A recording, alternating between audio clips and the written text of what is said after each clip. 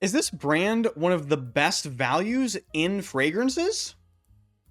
It's pretty hard to beat. What's up, guys? Welcome back to the channel. In today's video, we're going to be unboxing an Acqua di Parma fragrance called Notte di Colonia number 3. But we're also going to be talking about Acqua di Parma as a brand because I feel like they're overlooked quite a bit.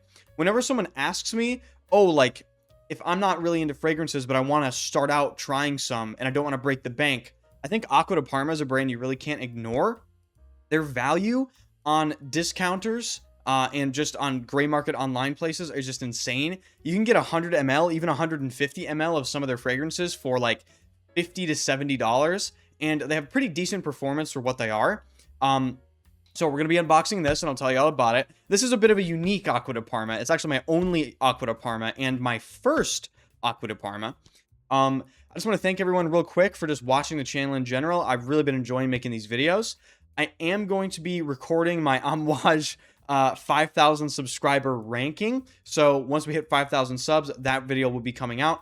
I'm having a hard time doing it because Amouage is probably my favorite brand ever, and I want to take it real serious. So definitely sub to the channel to see that video. Be sure to hit the like button, and let's get right into talking about Acqua di Parma and unboxing Notte di Colonia number 3. So Acqua di Parma as a brand is really known for their eau de cologne. I think it's literally just called Colonia. It's a very traditional eau de cologne. It's very herbaceous, very fresh, has that nice, white floral citrus thing going on. And like I mentioned, if you're looking for fragrances for really good value, Acqua di Parma is going to be a pretty good brand, especially if you like that fresh classic leaning style. But I went for a pretty unique take. So this is Notte di Colonia number 3, and this is from their private line. So they're very, very, very expensive at retail, at least. Sort of higher end fragrances. And I have to say, from the pictures online, they look pretty nice. We'll just have to see how they look in person. But the retail here has to be mentioned. Retail for this fragrance is, I want to say, at the time of recording this video, $730. I didn't pay anywhere close to that. Off the top of my head, I think I paid $160, and this is 150 ml, or a 5-ounce bottle.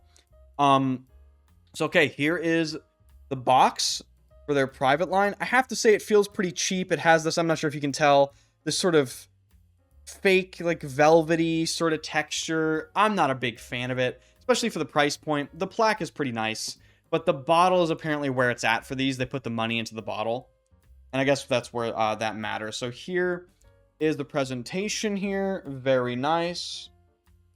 And there's the bottle, which we'll take a closer look at. Actually, before we take a look at this, I just have to mention, again, this costs $730, and there's this, like, really cheap, I don't know what that is, like, plastic insert there. I guess it's there to protect the fragrance. But the box, I mean, you can just throw this away if you really wanted to. But here is the bottle. Really, really beautiful.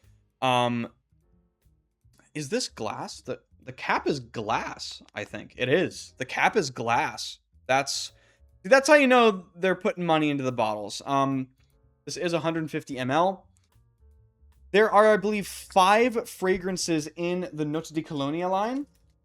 I'm not going to spray this on skin because I have something else on skin, but there are 5 fragrances in the Notte di Colonia line. It's 1 through 5. This is number 3. I have sampled this before, but I haven't smelled it in quite a long time.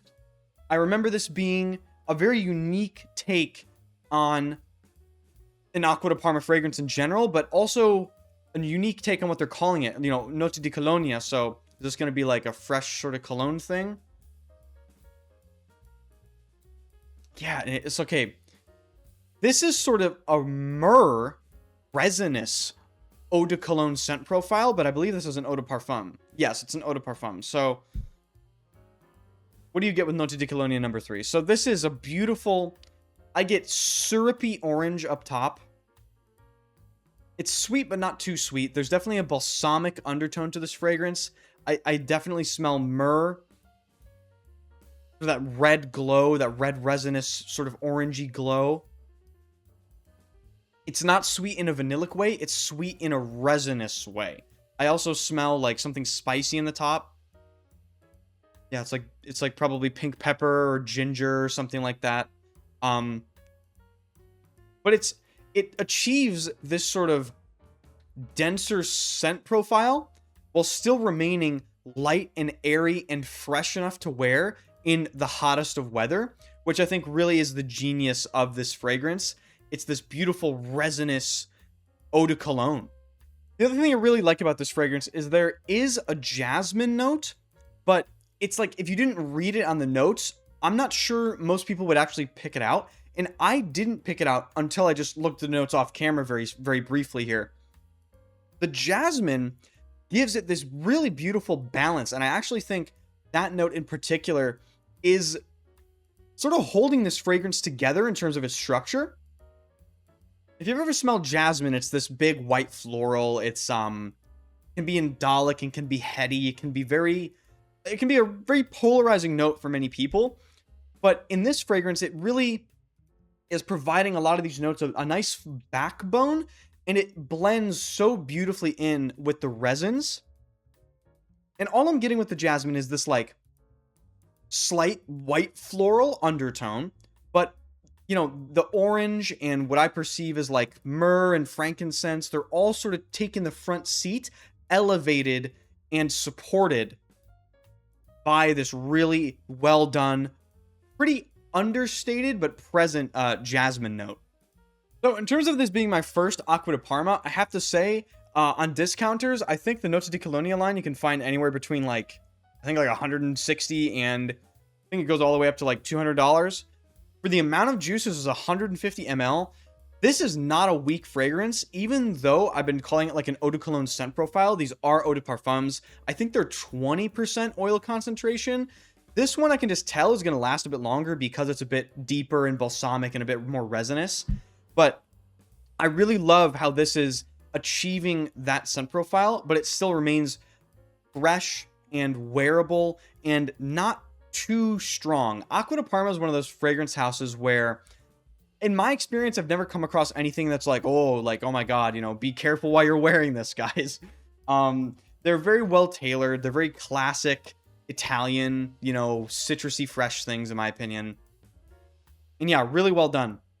I want to say there's a bergamot eau de cologne in this line, and there's another sort of rose, I think it's rose myrrh or rose resin fragrance. I think that's Noce di Colonia number 4. Really cool line. I think for the money, the bottle's very, very nice. I do love the glass cap. I think the box is kind of whatever, but I'm going to wear this in the summer for sure. This will definitely be heavy in my summer rotation, and I can't wait to do a review on this fragrance in the future. So if you haven't checked out Acqua di Parma, they do have quite an awesome selection of stuff, in my opinion. Check out the Noce di Colonia line. There's some interesting stuff in here. Don't pay retail. I'm going to be honest right now. Do not pay retail. And I'm not telling you that because I have an affiliate code. I'm not affiliated with the brand. You won't find any affiliate links on this channel ever. So if you enjoy the video and this first impression and unboxing of Noce di Colonia 3 and you want more, definitely hit the sub button. Ranking Amouage fragrances at 5,000 subs. I have a ton more sample videos coming, weekly rotations, top 10s, top 5s. I love doing these videos for the channel, and I hope you guys enjoyed. I'll see you guys in the next video.